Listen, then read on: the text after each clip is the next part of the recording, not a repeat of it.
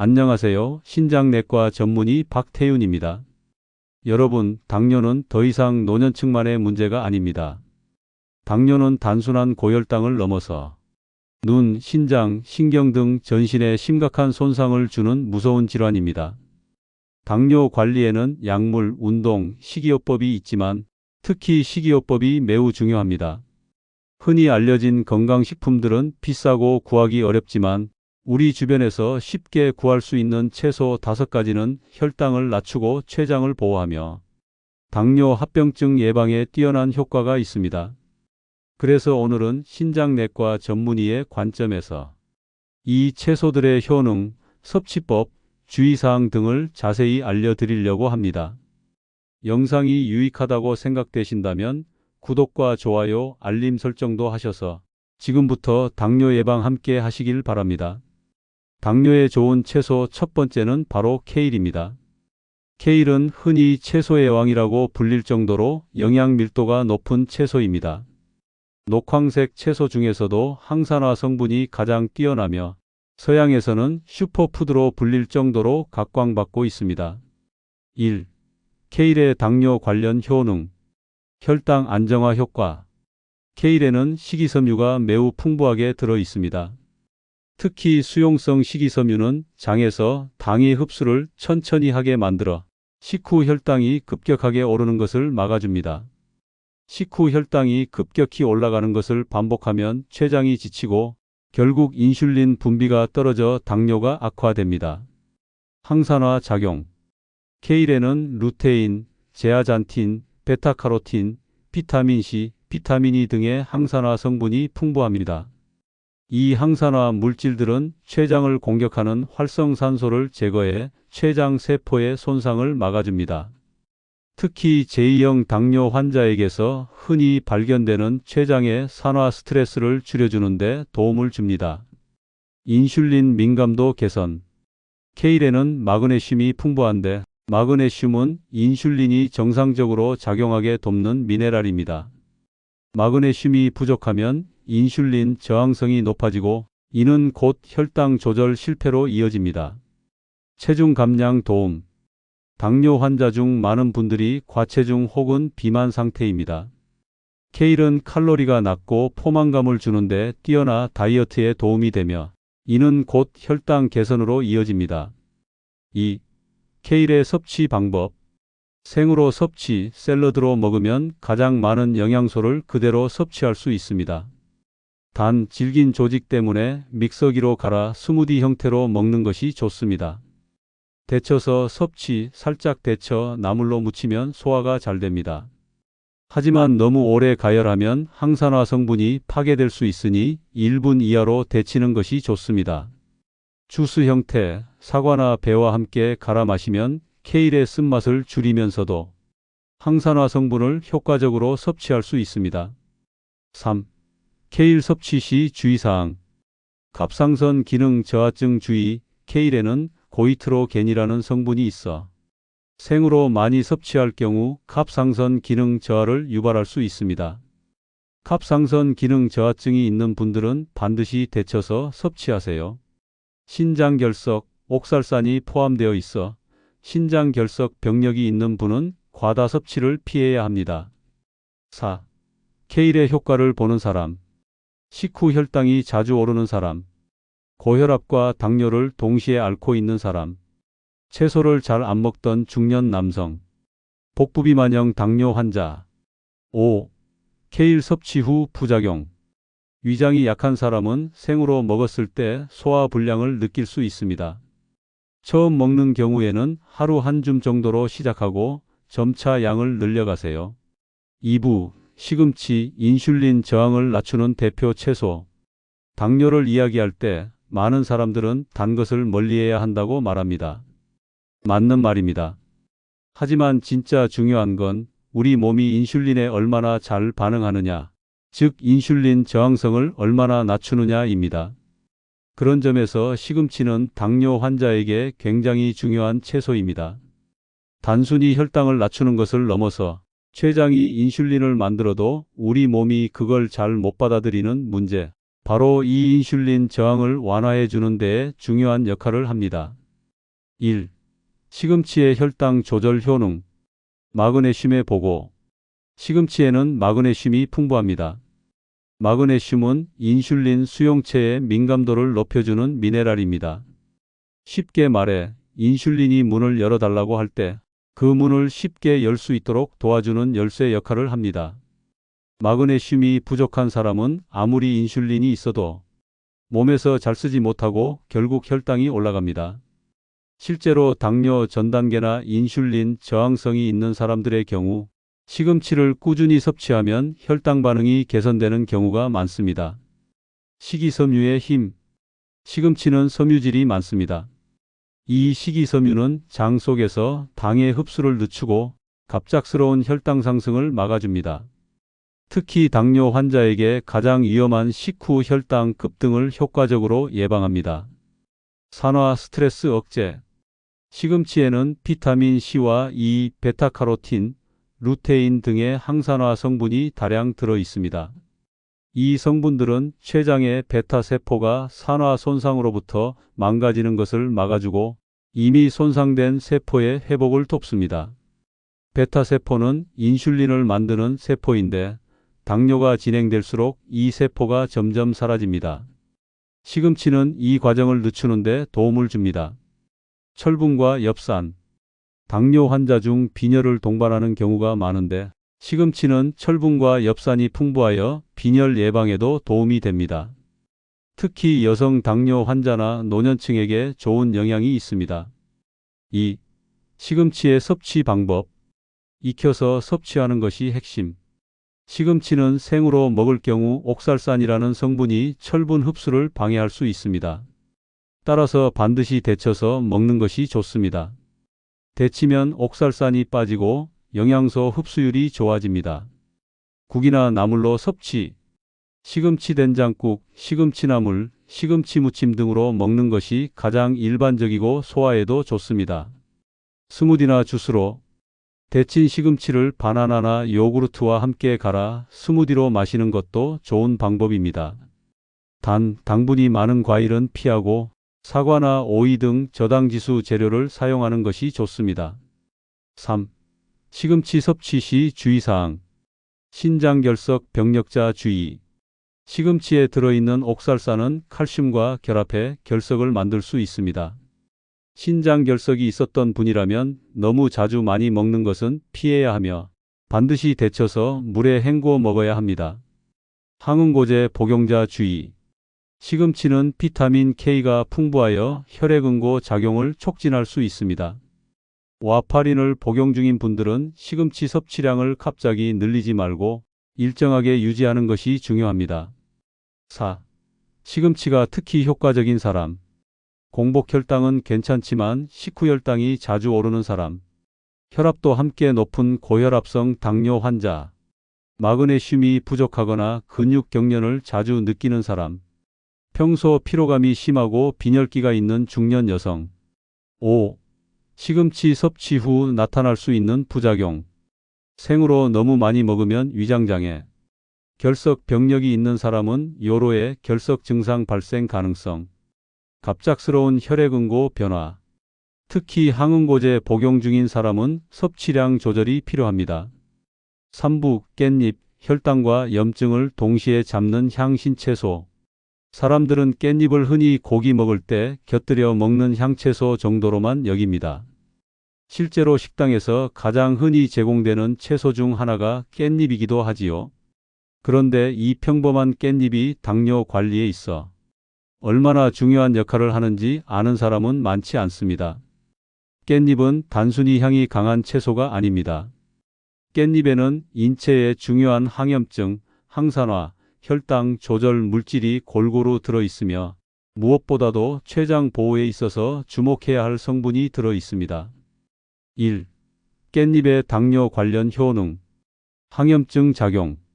당뇨는 단순한 대사 질환이 아닙니다. 신체의 만성 염증과 밀접한 관련이 있습니다. 고혈당 상태가 지속되면 혈관 내벽에 염증이 생기고 이 염증이 심해지면 혈관이 막히거나 손상되기 쉬워지며 그 결과로 심근경색이나 뇌졸중 같은 무서운 합병증이 나타납니다. 깻잎에는 로즈마린산, 페릴알데하이드 등 강력한 항염증 성분이 들어있어 혈관 염증을 줄이는데 탁월한 효과가 있습니다. 이로 인해 당뇨로 인한 혈관 합병증을 예방하는 데도 큰 도움이 됩니다. 혈당 강화 효과. 깻잎의 로즈마린산 성분은 인슐린 작용을 개선하고 혈당 흡수를 지연시키는 작용을 합니다. 식후 혈당이 급격히 오르는 것을 막고 당 흡수를 완만하게 해줍니다. 항산화 기능 강화. 깻잎은 녹색 채소 중에서도 항산화 점수가 높은 편입니다. 플라보노이드, 폴리페놀, 베타카로틴이 풍부하게 들어있어 산화 스트레스로부터 췌장 세포를 보호합니다. 당뇨병이 진행되면 베타세포가 점점 파괴되는데 이러한 항산화 물질은 이 과정을 막거나 늦추는 데 도움을 줍니다. 항균 작용. 당뇨 환자는 면역력이 약해져 감염에 취약한 경우가 많습니다. 깻잎의 항균 성분은 장내 유해균 증식을 억제하고 입 안이나 위장관의 염증을 완화시키는 데에도 효과적입니다. 2. 깻잎의 섭취 방법. 쌈 채소로 생으로 섭취. 가장 간단한 방법은 쌈으로 먹는 것입니다. 단백질 식품과 함께 먹으면 소화 흡수 속도를 낮춰 혈당 상승을 막아줍니다. 깻잎김치, 깻잎절임. 발효를 통해 유산균이 풍부해져 장 건강에 도움을 주고 이 역시 당 조절에 좋은 영향을 미칩니다. 다만 소금 함량을 조절해야 합니다. 볶음, 나물, 전. 기름에 살짝 볶거나 전 형태로 먹어도 좋은데 이 경우 너무 센 불에 조리하면 항산화 성분이 일부 파괴될 수 있으므로 약한 불에서 짧은 시간 조리하는 것이 좋습니다. 3. 깻잎 섭취 시 주의사항. 알레르기 체질 주의. 깻잎은 일부 사람에게는 접촉성 알레르기를 유발할 수 있습니다. 섭취 후 입안이 가렵거나 두드러기가 나는 경우는 섭취를 중단해야 합니다. 잦은 섭취 시 갑상선 영향 가능성. 깻잎에도 소량의 고이트로겐이 포함되어 있어 매우 많은 양을 생으로 매일 먹는다면 갑상선 기능 저하가 있는 분에게는 부담이 될 수 있습니다.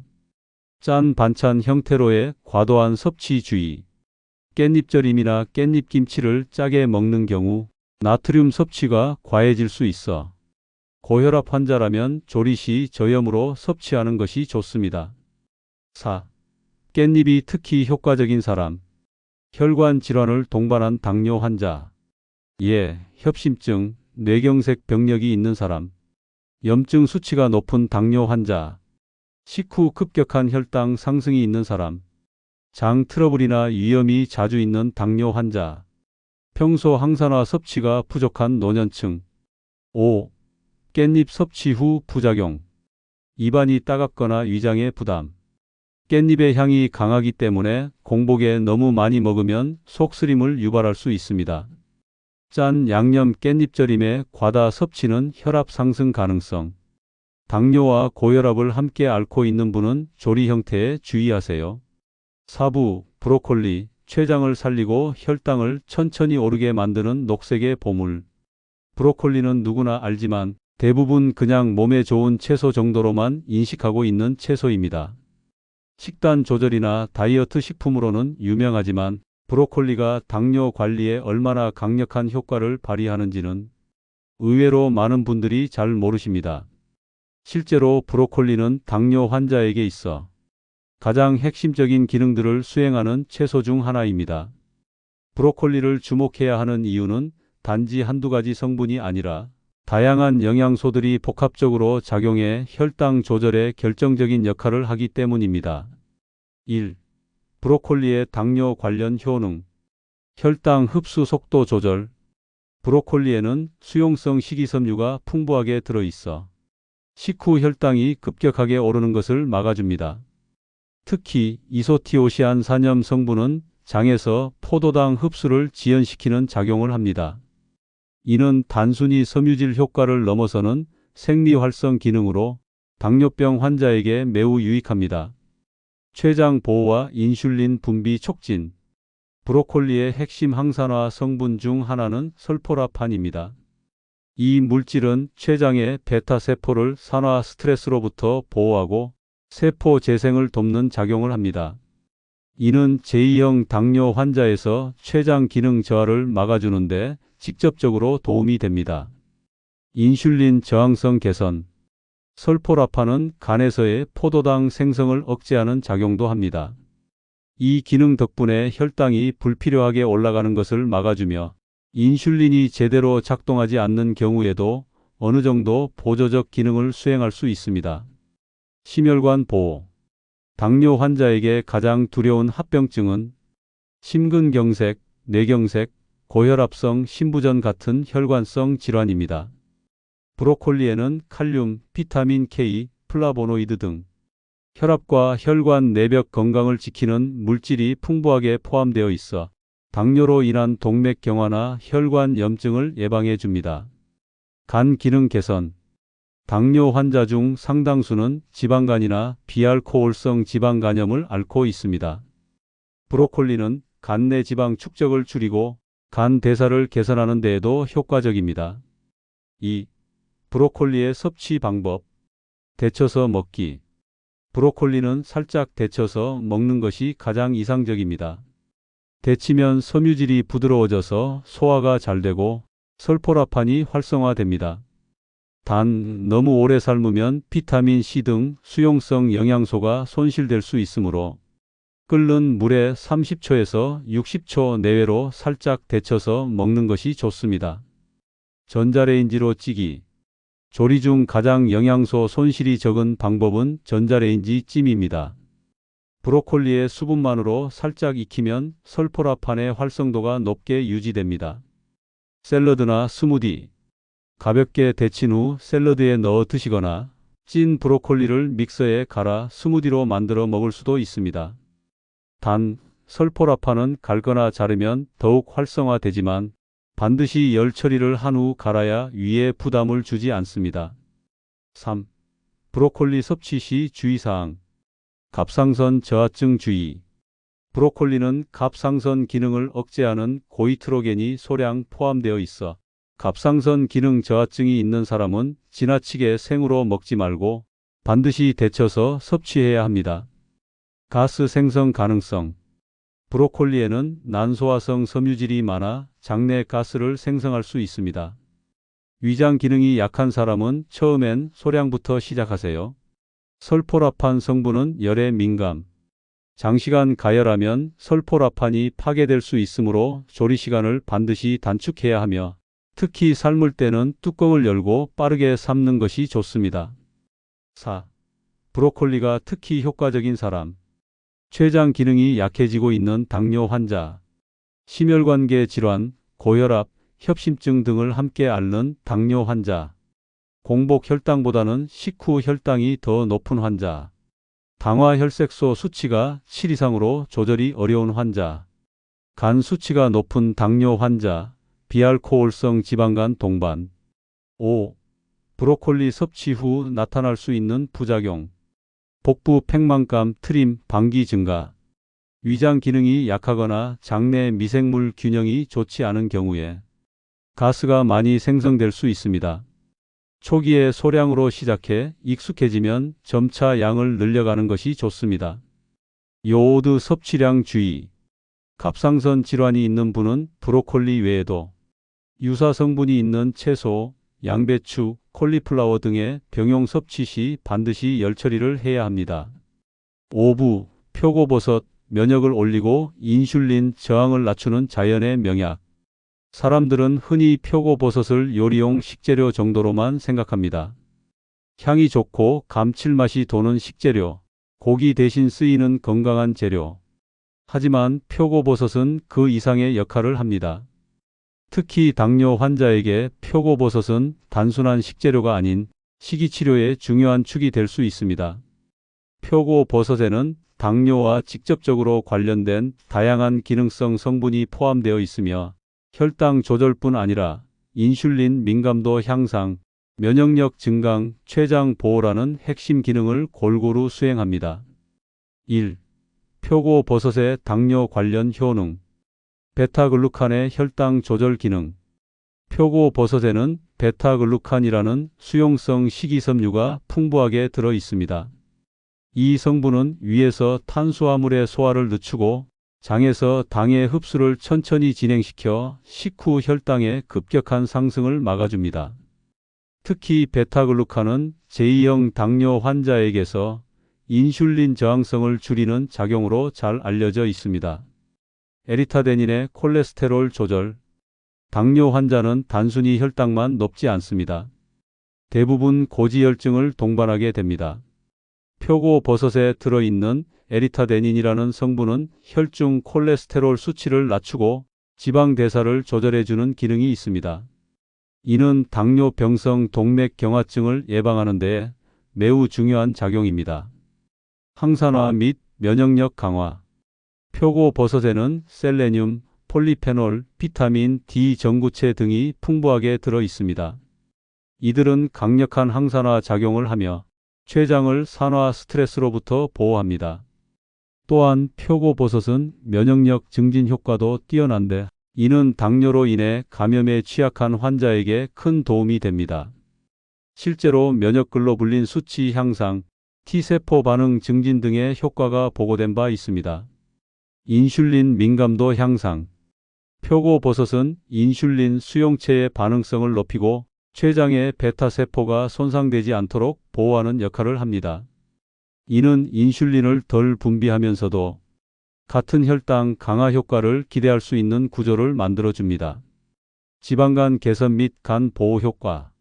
많은 당뇨 환자들이 동반하는 비알코올성 지방간에 대해서도 표고버섯은 긍정적인 효과를 보입니다. 간의 해독 기능을 활성화시키는 동시에 지방 축적을 막고 간세포의 재생을 촉진하는 성분들이 포함되어 있습니다. 2. 표고버섯의 섭취 방법. 생표고버섯과 건표고버섯. 생표고버섯도 좋지만 건조된 표고버섯은 비타민 D 전구체가 농축되어 있어 더 강력한 효과를 기대할 수 있습니다. 특히 햇볕에 말린 표고버섯은 비타민 D 함량이 10배 이상 높아지는데 비타민 D는 인슐린 민감도와 면역 기능 모두에 관여합니다. 국, 찜, 볶음 요리. 표고버섯은 찌개나 국에 넣어 조리하면 가장 부담 없이 섭취할 수 있으며 볶음 요리로도 활용이 좋습니다. 특히 기름과 함께 조리하면 지용성 항산화 성분의 흡수가 더욱 좋아집니다. 차나 우려내기. 건표고버섯을 물에 불린 후 끓여서 표고버섯 물로 마시는 것도 좋은 방법입니다. 혈당이 안정되지 않는 분에게는 이 방법이 간편하고 효과적입니다. 3.